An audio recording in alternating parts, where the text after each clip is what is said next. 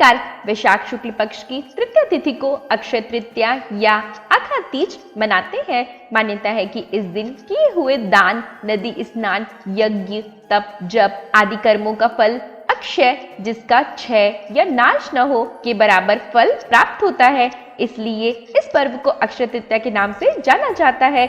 इस दिन कोई भी शुभ काम करने के लिए शुभ मुहूर्त की आवश्यकता नहीं होती है। बड़ी संख्या में शादी ब्याह इस दिन किए जाते हैं। तो आइए जानते हैं अक्षय तृतीया के महत्व के बारे में। कहा जाता है कि अक्षय तृतीया का काफी महत्व है। भगवान परशुराम का जन्म अक्षय तृतीया को हुआ था। परशुराम जी को भगवान विष्णु का छठवां अवतार कहा जाता है। मान्यता है कि इसी दिन सतयुग और त्रेता युग की शुरुआत हुई थी। इस दिन दान करना भी काफी शुभ होता है। कहते हैं कि इस दिन पवित्र नदियों में स्नान कर दान दक्षिणा करने से अक्षय लाभ मिलता है और भगवान विष्णु और देवी लक्ष्मी की पूजा करने से घर में सुख समृद्धि आती है। तो आइए जानते हैं अक्षय तृतीया की पूजा विधि के बारे में। इस दिन व्रत रखने वाले को सुबह स्नान आदि से शुद्ध होकर पीले वस्त्र धारण करनी चाहिए। इसके बाद घर के मंदिर में विष्णु जी को गंगा जल से शुद्ध करके उन्हें तुलसी पीले फूल की माला अर्पित करें। फिर उनमें समक्ष धूप अगरबत्ती जलाएं और पीले आसन पर बैठाकर विष्णु सहस्त्र नाम का पाठ या विष्णु चालीसा पढ़ें। फिर आरती उतारें और भगवान को प्रसाद चढ़ाकर सभी को बांट दें। इस दिन गरीबों को खाना खिलाना या दान देना अत्यंत पुण्य फलदायी होता है। इस दिन कई जगह गेहूं के सत्तू, ककड़ी व भीगे चने की दाल भोग के रूप में अर्पित करते हैं। इस दिन गंगा स्नान करना भी काफी शुभ होता है। कहते हैं कि इस पवित्र दिन पर जो मनुष्य गंगा जी में आस्था की डुबकी लगाते हैं उसके सभी पाप नष्ट हो जाते हैं। इस दिन पितृ श्राद्ध करने का विधान है। इस दिन जौ, गेहूं, दही, चावल, चने, सत्तू, दूध से बने पदार्थ आदि सामग्री का दान अपने पितरों के नाम से करना चाहिए और ब्राह्मण को भोजन भी कराना चाहिए। इस दिन पितरों का श्राद्ध और तर्पण करने के लिए बड़ी संख्या में लोग तीर्थ स्थानों पर जाते हैं।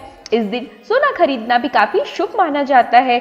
इस तिथि पर त्रेता युग के प्रारंभ होने की मान्यता है। इस दिन श्री बद्रीनाथ जी के पट खोले जाते हैं। हिंदू धर्म में दान को सबसे बड़ा पुण्य कर्म माना जाता है, लेकिन अक्षय तृतीया के दिन दान करना और भी अधिक फलदायी होता है। इस दिन घड़ी, कलश, चीनी, पंखे, छाते, चावल, दाल, अन्न, वस्त्र या फल आदि चीजों का दान करना चाहिए।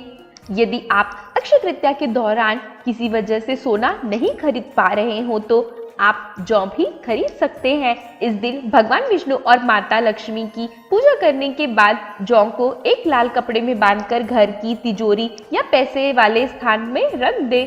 इससे आपके धन धान्य में वृद्धि होगी। भगवान विष्णु और माता लक्ष्मी की आरती करते समय आप इस मंत्र का जाप अवश्य करें। ओम नमो भाग्य लक्ष्मी च विघ्नहे अष्टलक्ष्मी च धीमहि तन्नो लक्ष्मी प्रचोदयात्। तो आइए जानते हैं अक्षय तृतीया की कथा के बारे में।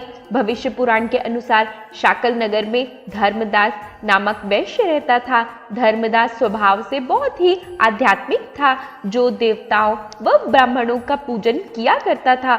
एक दिन धर्मदास ने अक्षय तृतीया के बारे में सुना कि वैशाख शुक्ल की तृतीया तिथि को देवताओं का पूजन व ब्राह्मण को दिया हुआ दान अक्षय हो जाता है।